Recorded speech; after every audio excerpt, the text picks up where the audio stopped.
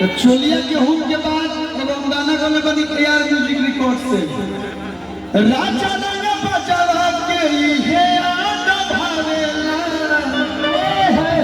राजा रंग बजावा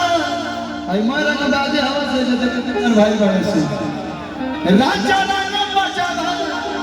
के हे आदा भावेला चोली के हुक बंदूक से लगावेला थोड़ा सा दिखाइए हल्का सा कि चोली के हुक बंदूक से लगावेला। लेकिन भैया लोग के गाना का फरमाइश बा काहे खाती हाला घरे होता भौजाई काहे कि होली आ गइल बा हमारा के साफ साफ हाय होली का होता है हाय होली है खाली होली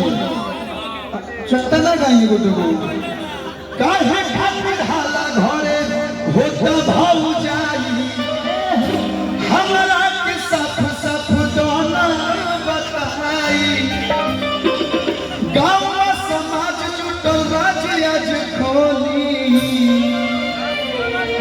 साफ सुथरा बात बताओ कि केकरा साथ रहो तुम हमारे कैसे रहो पति के संग की देवर के संग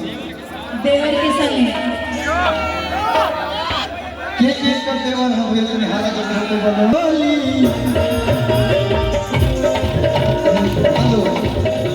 म्यूजिशियन के नहीं खड़ा हो तो हम का के बताओ मारो मरदा के गोली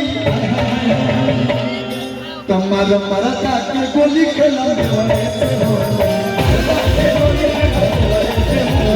मरदा के गोली खेला देवरे से हो अरे काहे खाती हाला घरे होता भौजाई काहे खाती हाला घरे होता भौजाई हमारा के साथ रफुदौना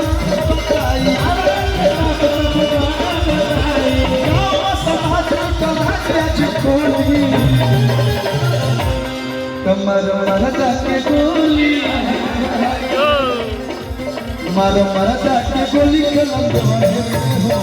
मरदा के गोली खेला देवरे से हो मारो मरदा के गोली खेला देवरे से हो मरदा के गोली खेला